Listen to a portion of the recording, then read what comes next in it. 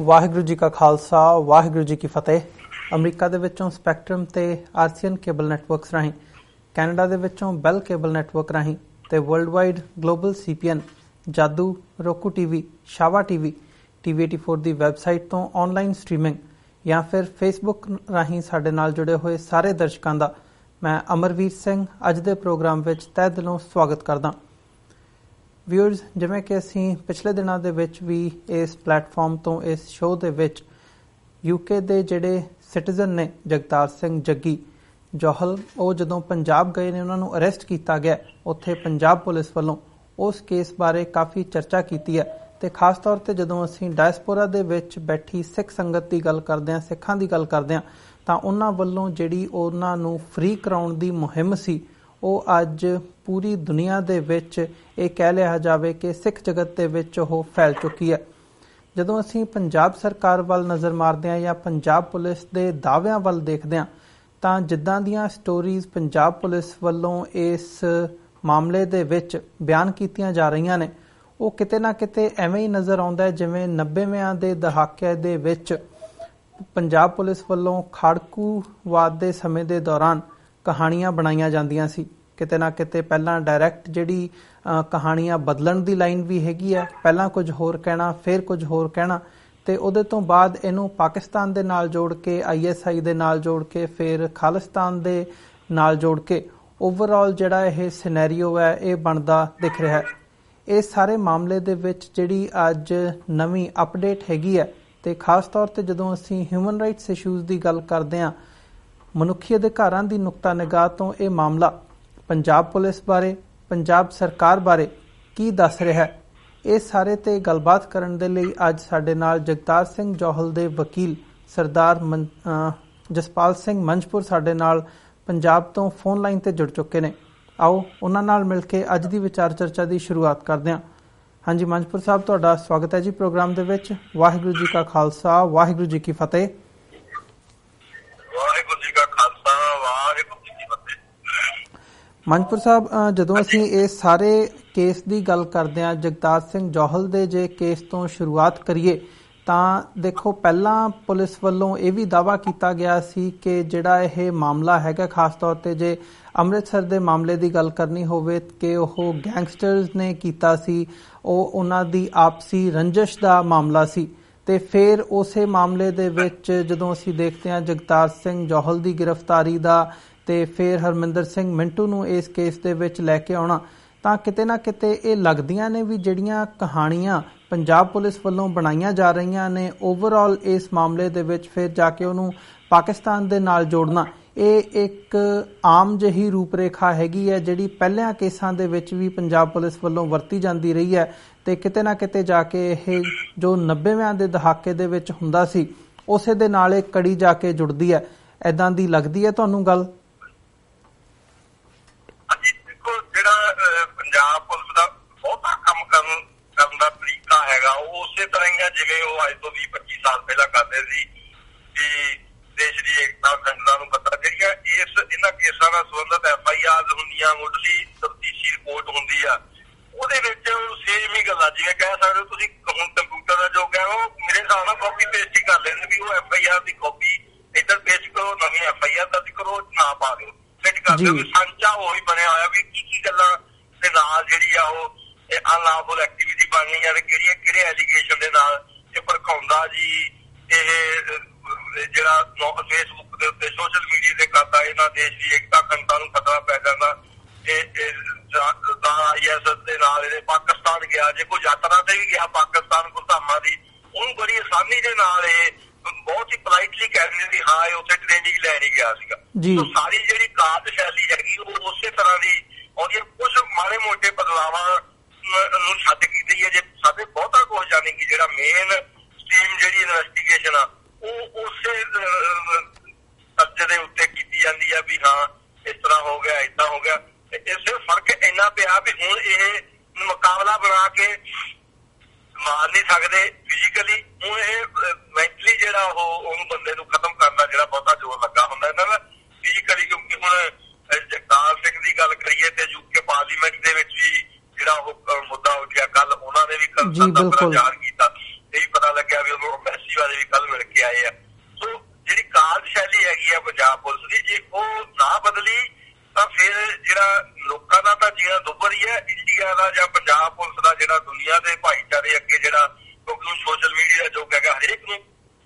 ਪਤਾ ਲੱਗ ਜਾਂਦਾ ਵੀ ਹਾਂ ਕੀ ਹੋ ਰਿਹਾ ਹੈਗਾ। ਤੇ ਇਸ ਕਰਕੇ ਇਹਨਾਂ ਨੂੰ ਆਪਣੀ ਬਦਲਣੀ ਪਊਗੀ, ਨਹੀਂ ਤੇ ਇਹਨਾਂ ਦਾ ਬਹੁਤ ਮਾੜਾ ਹਾਲ ਹੋਊ। ਜੀ ਜਸਪਾਲ ਸਿੰਘ ਜੀ, ਜਿਵੇਂ ਇਹ ਗੱਲ ਸੀਗੀ ਕਿ ਪਹਿਲੀਆਂ ਦੇ ਵਿੱਚ ਜੋ ਆਇਆ ਰਿਪੋਰਟਾਂ ਦੇ ਵਿੱਚ ਕਿ ਪਹਿਲਾਂ ਜਿੰਮੀ ਸਿੰਘ ਨੂੰ ਗ੍ਰਿਫਤਾਰ ਕੀਤਾ ਗਿਆ ਤੇ ਉਹਦੇ ਤੋਂ ਫਿਰ ਜਿਹੜੀ ਸੂਹ ਮਿਲੀ ਜਾਂ ਜੋ ਖਬਰ ਮਿਲੀ ਪੰਜਾਬ ਪੁਲਿਸ ਨੂੰ, ਉਹਦੇ ਆਧਾਰ ਦੇ ਉੱਪਰ ਫਿਰ ਜਗਤਾਰ ਸਿੰਘ ਦੀ ਜਿਹੜੀ ਗ੍ਰਿਫਤਾਰੀ ਹੈ ਉਹ ਕੀਤੀ ਗਈ ਹੈ। ਪਰ ਜਦੋਂ ਇੱਕ ਹੋਰ ਮੀਡੀਆ ਰਿਪੋਰਟਾਂ ਦੇ ਵਿੱਚ ਇਹ ਵੀ ਗੱਲ ਸਾਹਮਣੇ ਆਈ ਹੈ ਕਿ ਇੰਟੈਲੀਜੈਂਸ ਵੱਲੋਂ ਇਹ ਵੀ ਗੱਲ ਕਹੀ ਗਈ ਹੈ ਕਿ ਅਸੀਂ ਜਗਤਾਰ ਸਿੰਘ ਨੂੰ ਪਿਛਲੇ ਸਾਲ ਤੋਂ ਵੀ ਜ਼ਿਆਦਾ ਸਮੇਂ ਤੋਂ ਅਸੀਂ ਉਹਦੀ ਭਾਲ ਕਰ ਰਹੇ ਸੀ, ਉਹ ਸਾਡੇ ਰਡਾਰ ਦੇ ਉੱਪਰ ਸੀ।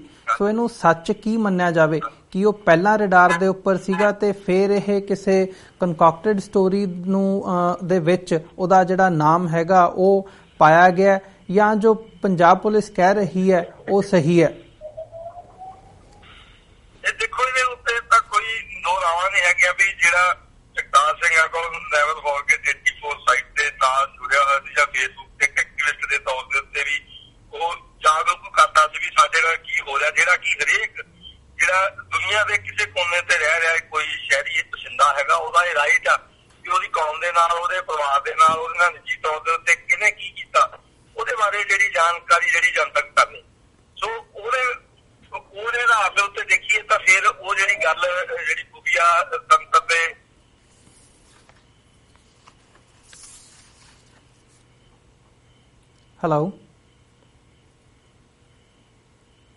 ਸਕੈਨ ਰੱਖਿਆ ਹੋਇਆ ਸੀਗਾ ਤੇ ਜਦੋਂ ਉਹਨਾਂ ਨੇ ਦੇਖਿਆ ਵੀ ਹੁਣ ਆ ਗਿਆ ਤੇ ਇਹ ਜਿਹੜੀ ਕਹਾਣੀ ਘਰ ਲਈ ਗਈ ਜਨਤਕ ਤੌਰ ਦੇ ਉੱਤੇ, ਭਾਵੇਂ ਇਹ ਗੱਲਾਂ ਨਹੀਂ ਸਾਹਮਣੇ ਕੀਤੀਆਂ ਗਈਆਂ ਵੀ ਅਸੀਂ 1 ਸਾਲ ਤੋਂ ਉੱਤੇ ਨਿਗਾਹ ਰੱਖਦੇ, ਜਨਤਕ ਤੌਰ ਦੇ ਉੱਤੇ ਇਨੋਸੈਂਟ ਜਿਹੜਾ ਉਹ ਤਤਕਾਲੀ ਕਾਰਨ ਬਣਾ ਲਿਆ ਵੀ ਜਿੰਮੀ ਸਿੰਘ ਨੇ ਜਿਹੜੀ ਗੱਲ ਕਹੀ ਆ।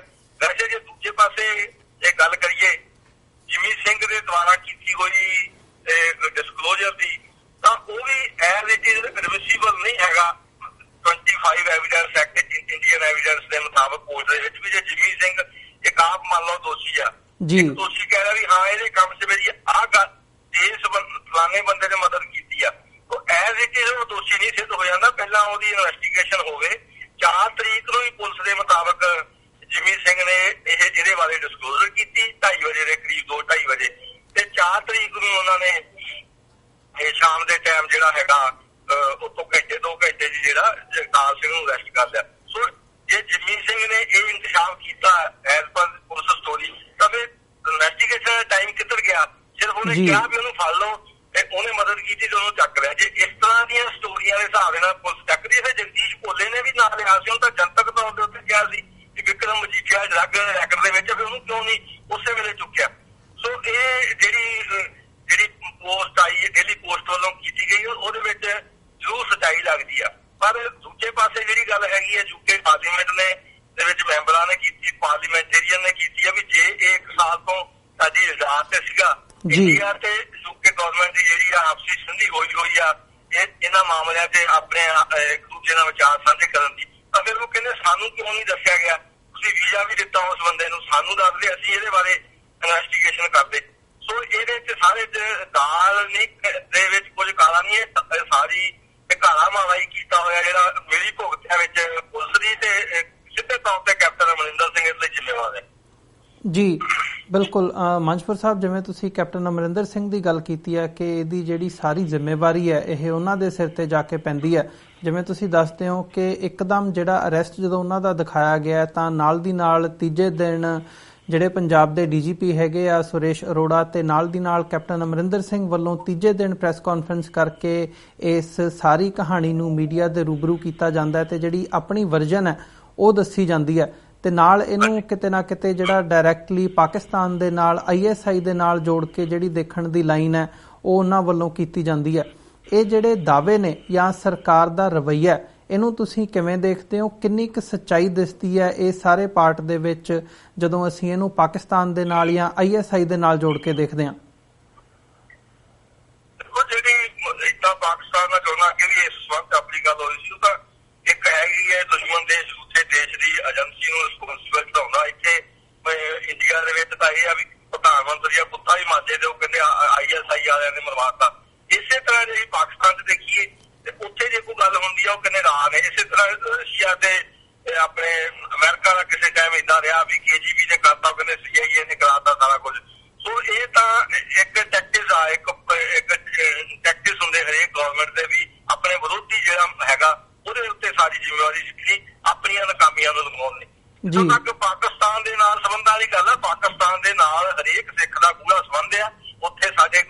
ਪਾਤਸ਼ਾਹ ਸਾਡੇ ਪਿਤਾ ਸਾਡਾ ਰਹਿਬਰ ਉੱਥੇ ਉਸ ਮਿੱਟੀ ਦੇ ਉੱਤੇ ਖੇਡਿਆ, ਉਹ ਉਹਨਾਂ ਦੀ ਕਰਮ ਭੂਮੀ ਆ। ਅਸੀਂ ਹਮੇਸ਼ਾ ਨਤਮਸਤਕ ਹੁੰਦੇ ਰਹਾਂਗੇ, ਭਾਵੇਂ ਉਹਨੂੰ ਪਾਕਿਸਤਾਨ ਕਹਿ ਲਓ, ਭਾਵੇਂ ਪੱਛਮੀ ਪੰਜਾਬ ਕਹਿ ਲਓ, ਭਾਵੇਂ ਪੰਜਾ ਸਾਹਿਬ ਦੇ ਨਾਲ ਸਾਡਾ ਜਿਹੜਾ ਹਮੇਸ਼ਾ ਹੀ ਹੱਥ ਦਸਤਾ ਮਿਲਦਾ ਹੀ ਰਹਿਣਾ। ਤੇ ਇਹ ਤੋਂ ਮੁਨਕਰ ਨਹੀਂ ਹੋ ਸਕਦਾ ਕੋਈ ਵੀ ਸਿੱਖ। ਕੈਪਟਨ ਸਾਹਿਬ ਆਪ ਸਾਲ 'ਚ ਕਿੰਨੀ ਵਾਰ ਪਾਕਿਸਤਾਨ ਜਾਂਦੇ, ਅਸੀਂ ਤਾਂ ਸਾਡੇ ਸਿੱਖ ਤਾਂ ਜਿਹੜੇ ਆਪਣੇ ਗੁਰੂ ਨਾਨਕ ਪਾਤਸ਼ਾਹ ਨੂੰ ਮਿਲਣ ਜਾਂਦੇ ਆ, ਤੇ ਇਹ ਰੂਸਾਂ ਨੂੰ ਮਿਲਣ ਜਾਂਦਾ, ਉੱਥੇ ਨਜਾਇਜ਼ ਸੰਬੰਧ ਬਣਾਏ ਹੋਏ ਨੇ, ਤੇ ਉਹਦੇ ਬਾਰੇ ਕਿਉਂ ਨਹੀਂ ਸਪਸ਼ਟ ਕਰਦਾ? ਇਹਦੇ ਵੀ ਪਾਕਿਸਤਾਨ ਦੇ ਨਾਲ ਸੰਬੰਧ ਆ। ਤੇ ਇਹ ਪੋਲੀਟੀਕਲਾਈਜ਼ ਸਾਰਾ ਕੁਝ ਕੈਪਟਨ ਨੇ ਜਿਹੜਾ ਕੀਤਾ ਹੈਗਾ। ਹੁਣ ਕਤਲ ਕੇਸਾਂ ਦੀ ਇੱਕ ਸੀਐਮ ਨੂੰ ਜੇ ਮੰਨ ਲਓ ਕਤਲ ਹੋਏ ਆ, ਕਤਲ ਇੱਕ ਜੁਰਮ ਹੈ ਇੰਡੀਅਨ ਕਾਨੂੰਨ ਮੁਤਾਬਕ। ਦਿਹਾੜੀ ਦੇ ਵਿੱਚ ਪੰਜਾਬ 'ਚ ਕਿੰਨੇ ਕਤਲ ਹੁੰਦੇ, ਹੋਰ ਕਿਸੇ ਆਮ ਬੰਦੇ ਦੇ ਕਤਲ ਦੀ ਤਾਂ ਫਿਕਰ ਨਹੀਂ ਇਹਨਾਂ ਨੂੰ। ਕਿਸੇ ਨੂੰ ਚੌਂਕ 'ਚ ਵੜਤਾ, ਕਿਸੇ ਨੂੰ ਉੱਧਰ, ਉਹਦੀਆਂ ਪ੍ਰੈਸ ਕਾਨਫਰੰਸਾਂ ਕਿਉਂ ਨਹੀਂ ਕੈਪਟਨ ਸਾਹਿਬ ਕਰਦੇ? ਕਿ ਇੱਕ ਸੀਐਮ ਦਾ ਇਹ ਕੰਮ ਰਹਿ ਗਿਆ ਕਿ ਪੁਲਿਸ ਵੱਲੋਂ ਕੀਤੀ ਹੋਈ ਇਨਵੈਸਟੀਗੇਸ਼ਨ ਨੂੰ ਇੱਕ ਜਨਤਕ ਤੌਰ ਦੇ ਉੱਤੇ ਕਿਸੇ ਖਾਸ ਹਿੱਸੇ ਨਾਲ ਜੋੜ ਕੇ ਤੇ ਉਹ ਪ੍ਰੈਸ ਕਾਨਫਰੰਸਾਂ ਕਰੇ। ਉਹ ਵਿਕਾਸ ਦੇ ਹੋਰ ਕੰਮ ਬਹੁਤ ਪੰਜਾਬ ਦੇ ਵਿੱਚ ਪਏ ਆ, ਕਿਸਾਨਾਂ ਦੀ ਮਾੜੀ ਹਾਲਤ, ਉੱਧਰ ਧਿਆਨ ਦੇਵੇ। ਇਹ ਪ੍ਰੈਸ ਕਾਨਫਰੰਸਾਂ ਕਰਨ ਦਾ ਜਿਹੜਾ ਕੋਈ ਮਤਲਬ ਨਹੀਂ ਹੈਗਾ। ਇਹ ਬਿਲਕੁਲ ਪੋਲੀਟੀਕਲਾਈਜ਼ ਜਾਣ ਬੁੱਝ ਕੇ ਤੇ ਸਿੱਖਾਂ ਨੂੰ ਨੀਵਾਂ ਦਰਸਾਉਣ ਦੇ ਵਾਸਤੇ ਜਾਂ ਸਿੱਖਾਂ ਦੀ ਜਿਹੜੀ ਵੱਧਦੀ ਮਾਨ ਮਰਿਆਦਾ ਜਿਹੜੀ ਦੁਨੀਆ ਭਰ ਦੇ ਵਿੱਚ, ਉਹਦੇ ਤੋਂ ਇਹਦੀ ਜੈਲਸੀ ਹੈ, ਇਹਨੂੰ ਈਗੋ ਪ੍ਰੋਬਲਮ ਜਿਹੜੀ ਹੈਗੀ ਰਾਜਿਆਂ ਰਜਵਾੜਿਆਂ ਨੂੰ ਹੁੰਦੀ ਆ, ਉਹਦੇ ਤਹਿਤ ਹੀ ਇਹ ਸਾਰਾ ਕੁਝ ਕਰ ਰਿਹਾ। ਤੇ ਇਹਨੂੰ ਇਹਦੀ ਹੁਣ ਜਿਵੇਂ ਆ ਟੌਰਚਰ ਦਾ ਮੁੱਦਾ ਆਇਆ ਹੈਗਾ, ਇਹਦੇ ਉੱਤੇ ਹੁਣ ਪਹਿਲਾਂ ਇਹ ਓਫੈਂਸਿਵ ਸੀ, ਹੁਣ ਡਿਫੈਂਸਿਵ ਲੈ ਰਹੇ। ਨਹੀਂ, ਅਸੀਂ ਨਹੀਂ ਇਹੋ ਜਿਹਾ ਕੁਝ ਵੀ ਕੀਤਾ, ਇਹੋ ਜਿਹਾ ਹੁੰਦਾ ਨਹੀਂ। ਤੁਸੀਂ ਇੱਕ ਇੰਟਰਨੈਸ਼ਨਲ ਕਮੇਟੀ ਬਣਾਓ, ਪੰਜਾਬ ਦੇ ਸਾਰੇ ਥਾਣਿਆਂ ਦੇ ਵਿੱਚ, ਪੰਜਾਬ ਦੇ ਸੀਆਈਏ ਸਟਾਫਾਂ ਦੇ ਵਿੱਚ ਟੌਰਚਰ ਦੇ ਸਮਾਨ ਵੱਡੇ ਪੱਧਰ ਦੇ ਉੱਤੇ ਪਏ ਆ।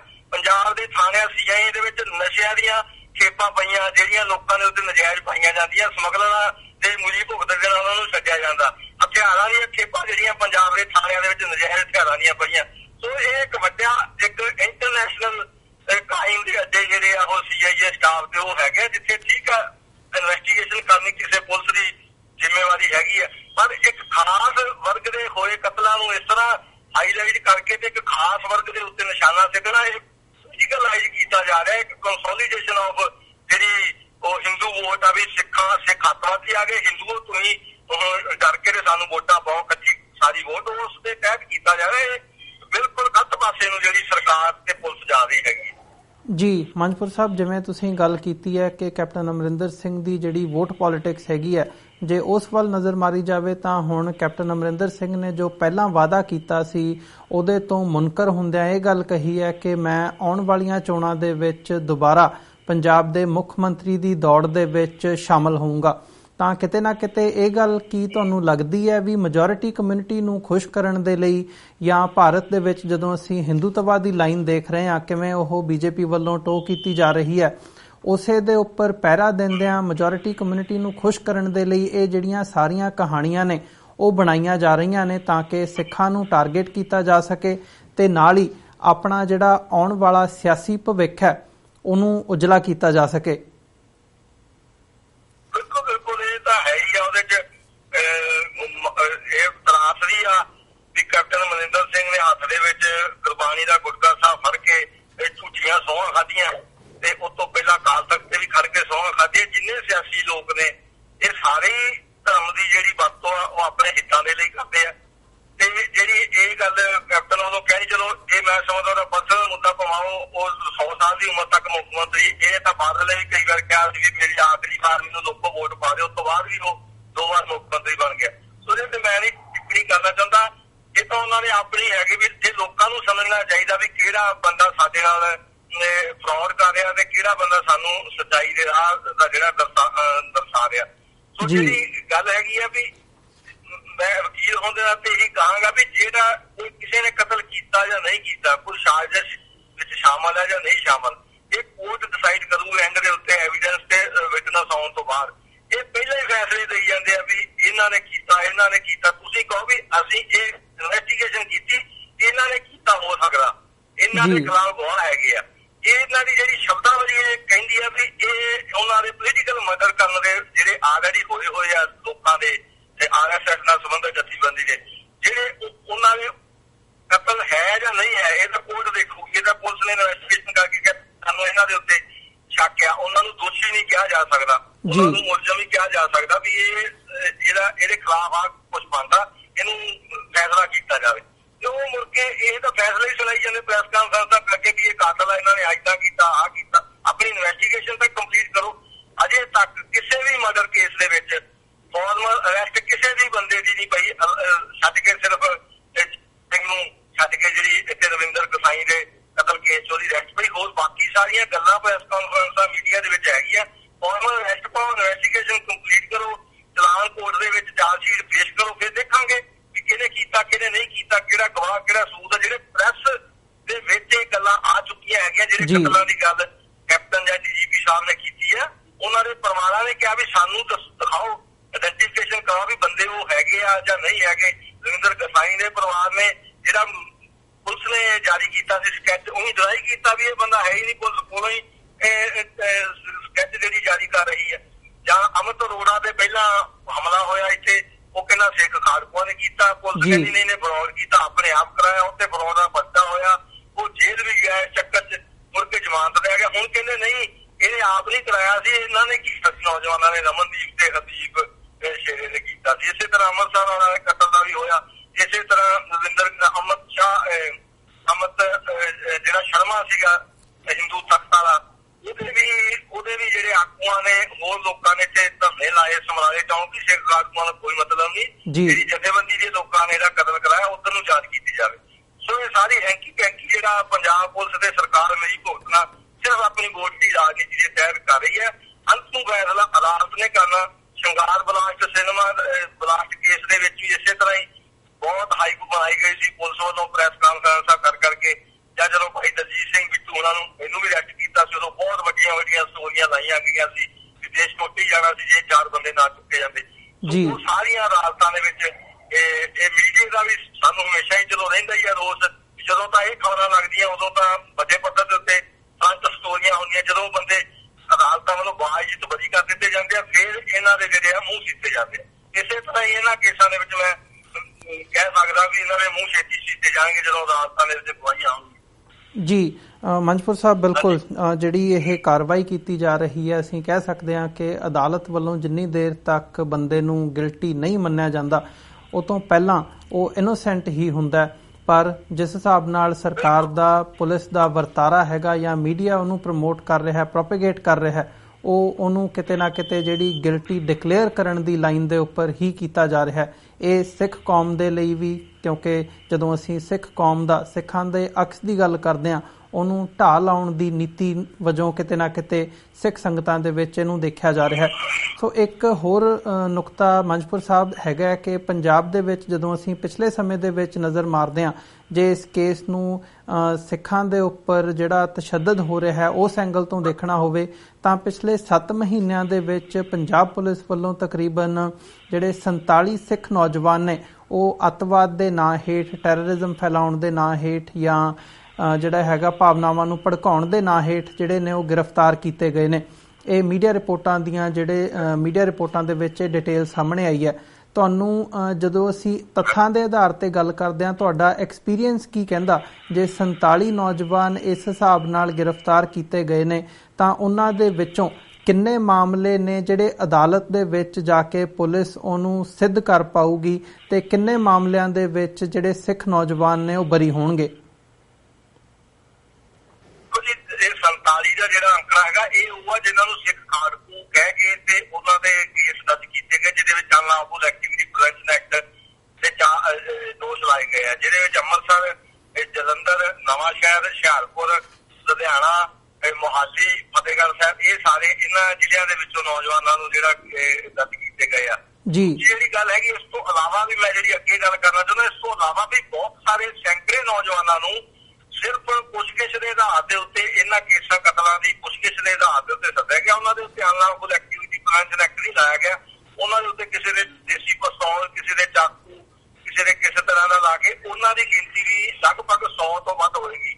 ਉਸ ਤੋਂ ਵੀ ਅੱਗੇ ਜਾ ਕੇ ਕੁਝ ਇਹੋ ਜਿਹੇ ਨੌਜਵਾਨ ਹੈਗੇ ਨੇ ਜਿਨ੍ਹਾਂ ਨੂੰ ਫੜ ਕੇ ਜੇ ਕੋਈ ਚੰਗੇ ਘਰਦਿਆਂ ਦੇ ਹੈਗੇ, ਪੁਲਿਸ ਵਾਲਿਆਂ ਨੇ ਉਹਨਾਂ ਕੋਲੋਂ ਪੈਸੇ ਲੈ ਕੇ ਉਹਨਾਂ ਨੂੰ ਛੱਡਿਆ ਵੀ ਤੁਹਾਡੇ ਮੁੰਡਾ ਏਦਾਂ ਬਾਜੂਗਾ, ਇੰਨੇ ਕੁ ਪੈਸਿਆਂ ਦੀ ਲੈਣ ਦੇ ਉਹਦੇ 'ਚ ਵੀ ਜਿਹੜੇ ਆ ਇਸ ਤਰ੍ਹਾਂ ਦੇ ਕੇਸ ਹੈਗੇ। ਉਸ ਤੋਂ ਵੀ ਅੱਗੇ ਜਾ ਕੇ ਜਿਨ੍ਹਾਂ ਨੂੰ ਸੱਦ ਕੇ ਟੌਰਚਰ ਕਰਕੇ ਸਵੇਰ ਤੋਂ ਸ਼ਾਮ ਤੱਕ ਥਾਣੇ 'ਚ ਬਿਠਾ ਕੇ ਸ਼ਾਮ ਨੂੰ ਘਰੇ ਤੋਰਤਾ, ਉਹਨਾਂ ਦੀ ਗਿਣਤੀ ਦਾ ਹਿਸਾਬ ਕੋਈ ਨਹੀਂ ਹੈਗਾ। ਕਿੰਨੇ ਕੁ ਹੈਗੇ ਨੇ ਉਹ ਸੈਂਕੜਿਆਂ ਤੋਂ ਵੀ ਲਗਭਗ 1000 ਦੇ ਕਰੀਬ ਬੰਦਾ ਹੋਊਗਾ ਜਿਹੜਾ ਸਾਰੇ ਪੰਜਾਬ ਦੇ ਵਿੱਚ ਸੱਦ ਕੇ ਜਲੀਲ ਕਰ ਕਰਕੇ ਉਹਨਾਂ ਦੀਆਂ ਫੋਟੋਆਂ ਮੂੰਹ ਤੇ ਰੁਮਾਲ ਬੰਨ ਕੇ ਵੀਡੀਓ ਬਣਾ ਕੇ ਉਹਨਾਂ ਨੂੰ ਮੋਟਰਸਾਈਕਲ ਤੇ ਬਿਠਾ ਕੇ ਕੀਤਾ ਗਿਆ। ਸੋ ਇਹ ਗਿਣਤੀ ਅਣਗਿਣਤ ਹੈਗੀ ਹੈ, ਸਾਰੀ ਲਵਾ ਕੇ ਟੋਟਲ 1000 ਦੇ ਕਰੀਬ ਜਿਹੜਾ ਤੋਂ ਵੱਧ ਬੰਦਾ ਜਿਹੜਾ ਹੋ ਜਾਂਦਾ, ਜਿਹੜਾ ਇਹਨਾਂ ਨੇ ਉਹ ਚ ਕੁਛ ਤੇ UAP ਲਾਤਾ, ਕੁਛ ਤੇ ਦੇਸੀ ਪਿਸਤੌਲ ਕੱਲੇ ਪਾਤੇ। ਜਿਵੇਂ ਸ਼੍ਰੋਮਣੀ ਕਮੇਟੀ ਦੇ 2 ਮੁਲਾਜ਼ਮ ਪਹਿਲਾਂ ਸ਼ੰਗਾਰ ਚ ਵੀ ਉਹਨੂੰ ਬੰਦੇ ਨੂੰ ਫਸਾਇਆ ਗਿਆ, ਦਿਲਬਾਗ ਸਿੰਘ ਨੂੰ ਤੇ ਹਰਜੀਤ ਸਿੰਘ ਸ਼੍ਰੋਮਣੀ ਕਮੇਟੀ ਦਾ ਮੁਲਾਜ਼ਮ, ਉਹਨਾਂ ਦੇ ਉੱਤੇ ਸਪੈਸ਼ਲ ਸੈੱਲ ਵਾਲਿਆਂ ਨੇ 804 ਉਹਨਾਂ ਨੇ ਪਿਸਤੌਲ ਪਾ ਕੇ ਉਹਨਾਂ ਨੂੰ ਜਿਹੜਾ ਜੇਲ੍ਹ ਭੇਜ ਦਿੱਤਾ। ਇਸ ਤਰ੍ਹਾਂ ਦੀਆਂ ਉਦਾਹਰਨਾਂ ਜਿਹੜੀਆਂ ਵਿਅਰਥ ਪਈਆਂ ਨੇ। ਇਹ ਦੌਰ ਆਪਾਂ ਸਿਰਫ ਚੱਕੀ ਦੀ ਗੱਲ ਕਰਦੇ ਹਾਂ, ਚਲੋ ਕਿਉਂਕਿ ਉਹ UK ਸਿਟੀਜ਼ਨ ਹੈਗਾ, ਉੱਥੇ ਹਿਊਮਨ ਰਾਈਟਸ ਨੂੰ ਪਿਆਰ ਕਰਨ ਵਾਲੇ ਸਰਕਾਰਾਂ ਵੀ ਹੈਗੀਆਂ ਤੇ ਉੱਥੇ ਦੇ MP ਸਰੇਬੰਦੀ ਤੋਂ ਉੱਤੇ ਉੱਠ ਕੇ ਜਿਹੜਾ ਉਹਦਾ ਸਾਥ ਦਿੰਦੇ ਹੈਗੇ। ਇਹ ਨਹੀਂ ਕਹਿ ਸਕਦੇ ਵੀ ਇੱਥੋਂ ਵਾਲਿਆਂ ਦੇ ਟੌਰਚਰ ਨਹੀਂ ਹੋਇਆ, ਜਿਹੜਾ ਇੱਥੇ ਵਾਲੇ ਜਿੰਨੇ ਨੌਜਵਾਨ ਖੜੇ ਸਾਰਿਆਂ ਦੇ ਉੱਤੇ ਟੌਰਚਰ ਹੋਇਆ, ਸ਼ਾਇਦ ਜੱਗੀ ਨਾਲੋਂ ਜ਼ਿਆਦਾ ਹੀ ਹੋਇਆ ਹੋਵੇ। ਪਰ ਉਹ ਇੱਥੇ ਰੂਲਸ ਟੂ ਹੋ ਗਏ ਵੀ ਠੀਕ ਹੈ ਇੰਨਾ ਕੁ ਤਾਂ ਹੁੰਦਾ ਹੀ ਹੈਗਾ, ਉਹ ਨਹੀਂ ਕੋਈ ਗੱਲ ਨਵਾਂ ਚਾਹੁੰਦੇ ਜਾਂ ਬਤੌਰ ਵਕੀਲ ਮੈਂ ਤਾਂ ਉਸੇ ਦੀ ਗੱਲ ਕਰ ਸਕਦਾ ਨਾ ਕੋਰਟ ਦੇ ਵਿੱਚ ਜਾਂ ਵੀਡੀਓ ਦੇ ਵਿੱਚ, ਜਿਹਨੇ ਕਿਹਾ ਵੀ ਹਾਂ ਮੇਰੇ ਨਾਲ ਤੇ ਟੌਰਚਰ ਹੋਇਆ, ਮੈਂ ਖੜਾ ਹੈਗਾ ਜੱਗੀ ਇਸ ਗੱਲ ਲਈ ਤਿਆਰ ਹੋਇਆ ਵੀ ਹਾਂ ਠੀਕ ਆ, ਕੋਈ ਗੱਲ ਜੇ ਹੋਰ ਵੀ ਇਸ ਪ੍ਰਭਾਵ ਦੀ ਗੱਲ ਕਿਹਦਾ। ਪਰ ਜਿਹੜੇ ਬਾਕੀ ਨੌਜਵਾਨਾਂ ਦੇ ਉੱਤੇ ਵੀ ਟੌਰਚਰ ਹੋਇਆ ਤਾਂ ਉਹ ਵੀ ਇਲੀਗਲੀ ਆ, ਭਾਵੇਂ ਉਹਦੇ ਲਈ ਉਹ ਸਟੈਂਡ ਨਹੀਂ ਕਰਨਗੇ ਵੀ ਠੀਕ ਹੈ ਕੋਈ ਜੋ ਹੋ ਗਿਆ ਸੋ ਉਦਾਹਰਨ ਹੈਗੀ ਨਾ ਵੀ ਸ਼ਹਿਰ ਮਾਸ ਇਹਦਾ ਆਪਣਾ ਵੱਜਦਾ ਇੰਨਾ ਥੋੜਾ, ਨੌਜਵਾਨ ਕਹਿੰਦੇ ਜੋ ਹੋ ਗਿਆ ਸੋ ਹੋ ਗਿਆ, ਹੁਣ ਪੁਲਿਸ ਦੇ ਮਗਰ ਪਾਵਾਂਗੇ ਫਿਰ ਦੁਬਾਰੇ ਫੇਰ ਸਾਡੇ ਉੱਤੇ ਹੋਰ ਵੀ ਕੇਸ ਪਾ ਸਕਦੇ ਹੈਗੇ। ਸੋ ਇਹ ਗੱਲ ਦੀ ਸਮਝਣ ਦੀ ਲੋੜ ਹੈਗੀ ਆ ਵੀ ਸਿਰਫ ਆਈਵਾਸ ਹੀ ਆ ਜਿਹੜਾ ਵੀ ਹਾਂਜੀ ਇੰਨੇ ਨੌਜਵਾਨ ਫੜ ਲਿਆ ਸੀ ਤੇ ਗੈਂਤ ਨੌਜਵਾਨਾਂ ਨੂੰ ਜਿਹੜਾ ਪੁਰਾਣੇ ਜਿਹੜੇ ਜਮਾਨਤਾਂ ਤੇ ਆਏ ਨੇ ਉਹਨਾਂ ਨੂੰ ਵੀ ਸੱਦ ਕੇ CIਆਂ ਦੇ ਵਿੱਚ ਜਿਹੜਾ ਥਾਣਿਆਂ ਦੇ ਵਿੱਚ ਕਿਸੇ ਪੁਲਿਸ ਅਫਸਰ ਤੇ ਜਿਹੜਾ ਪੁਰਾਣੀ ਫਿਰਕੀ ਵਾਲਾ ਉਹ ਗਾਲਾਂ ਕੱਢ ਕੇ ਪੁੱਛਗਿੱਛ ਕਰਦਾ, ਜਿਹੜੇ ਕੋਈ ਨਵੇਂ ਹੈਗੇ ਆ ਕਈ ਉਹਨਾਂ ਚ ਹੈਗੇ ਉਹ ਕਹਿੰਦੇ ਯਾਰ ਤੁਸੀਂ ਦੱਸਦੇ ਹੋ ਜੇ ਕੋਈ ਹੈਗਾ ਕੋਈ ਮੈਨੂੰ ਤਾਂ ਪਿਆ ਦੀ ਗੱਲ ਵੀ ਹੁੰਦੀ ਹੈ। ਸੋ ਸਾਰੇ ਤਰ੍ਹਾਂ ਦੇ ਜਿਹੜੇ ਟੈਕਟਿਕਸ ਜਿਹੜੇ ਆ ਪੁਲਿਸ ਵਰਤਦੀ ਹੈ, ਪਰ ਜਿਹੜਾ ਪੁਰਾਣੇ ਤਰੀਕੇ ਵਾਲੇ ਜਿਹੜੇ ਪੁਲਿਸ ਵਾਲੇ ਅਜੇ ਤੱਕ ਉਹ ਚੌਕੀਆਂ ਦੇ ਉੱਤੇ ਬੈਠੇ ਹੈਗੇ ਉਹ ਉਸੇ ਤਰ੍ਹਾਂ ਹੀ ਪੁਲਿਸ ਨੂੰ ਅਕਸਰ ਜਿਹੜਾ ਰੱਖਣਾ ਚਾਹੁੰਦੇ ਤੇ ਉਹੀ ਢੰਗ ਤਰੀਕੇ ਅਪਣਾ ਕੇ ਇਸ ਤਰ੍ਹਾਂ ਦੇ ਜਿਹੜੇ ਗੱਲਾਂ ਕਰ ਰਹੇ ਹੈਗੇ ਆ। ਉਹ ਤਾਂ ਹੁਣ ਉਹ ਸਮਾਂ ਰਿਹਾ ਨਹੀਂ, ਹੁਣ 20 ਸਾਲ ਪਹਿਲਾਂ ਦੀ ਗੱਲ ਨਹੀਂ ਹੈਗੀ, ਹੁਣ ਦੁਨੀਆ ਬਹੁਤ ਹੀ ਜ਼ਿਆਦਾ ਇੱਕ ਫੋਨ ਦੇ ਵਿੱਚ ਕਲੋਜ਼ ਹੋ ਚੁੱਕੀ ਆ। ਜੀ ਬਿਲਕੁਲ ਮੰਜਪੁਰ ਸਾਹਿਬ, ਇਹੀ ਇੱਕ ਜਿਹੜਾ ਹੈਗਾ ਚੰਗਾ ਐਸਪੈਕਟ ਇਸ ਅਵੇਅਰਨੈਸ ਦਾ ਦੇਖਿਆ ਜਾ ਸਕਦਾ ਹੈ ਕਿ ਜਿਵੇਂ ਜਗਤਾਰ ਸਿੰਘ ਜੱਗੀ ਦੇ ਮਾਮਲੇ ਦੇ ਵਿੱਚ ਓਵਰਆਲ ਇੱਕ ਕੈਂਪੇਨ ਬਿਲਡ ਹੋਈ ਹੈ ਸਿੱਖ ਜਗਤ ਦੇ ਵਿੱਚ, ਉਹਦਾ ਹੀ ਨਤੀਜਾ ਕਿ ਇਹ ਜਿਹੜਾ ਕੇਸ ਹੈ ਇਹ ਇੰਨਾ ਲਾਈਟ ਦੇ ਵਿੱਚ ਆਇਆ, ਮੀਡੀਆ ਦੇ ਵਿੱਚ ਆਇਆ, ਤੇ ਨਾਲ ਹੀ ਜਿਵੇਂ ਤੁਸੀਂ ਗੱਲ ਕਰਦੇ ਹੋ ਕਿ ਪੰਜਾਬ ਪੁਲਿਸ ਜਿਹੜੀ ਹੈ ਜਾਂ ਸਰਕਾਰ ਹੈ ਉਹ ਅਫੈਂਸਿਵ ਤੋਂ ਡਿਫੈਂਸਿਵ ਵੱਲ ਨੂੰ ਹੋਈ ਹੈ, ਉਹ ਉਸੇ ਦਾ ਨਤੀਜਾ ਹੈਗਾ।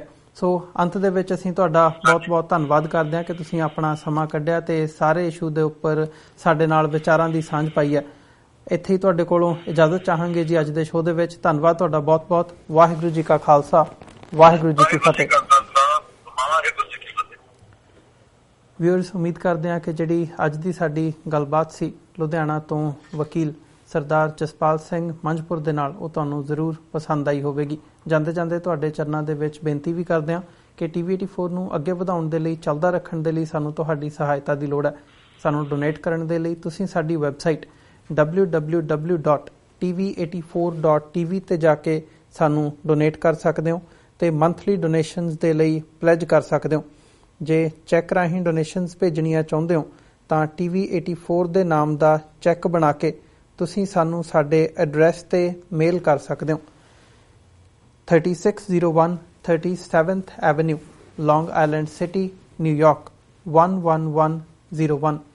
ਵੈਬਸਾਈਟ ਇੱਕ ਵਾਰ ਫਿਰ ਰਿਪੀਟ ਕਰਦੇ ਹਾਂ www.tv84.tv। ਇਸੇ ਦੇ ਨਾਲ ਵਿਊਅਰਸ, ਅਸੀਂ ਅੱਜ ਦੇ ਪ੍ਰੋਗਰਾਮ ਦੇ ਵਿੱਚ ਤੁਹਾਡੇ ਕੋਲੋਂ ਇੱਥੇ ਹੀ ਇਜਾਜ਼ਤ ਚਾਹਾਂਗੇ। ਕੱਲ੍ਹ ਨੂੰ ਦੁਬਾਰਾ ਤੁਹਾਡੇ ਨਾਲ ਫਿਰ ਮੁਲਾਕਾਤ ਹੋਵੇਗੀ ਜੀ। ਇਜਾਜ਼ਤ ਦਿਓ। ਵਾਹਿਗੁਰੂ ਜੀ ਕਾ ਖਾਲਸਾ, ਵਾਹਿਗੁਰੂ ਜੀ ਕੀ ਫਤਿਹ।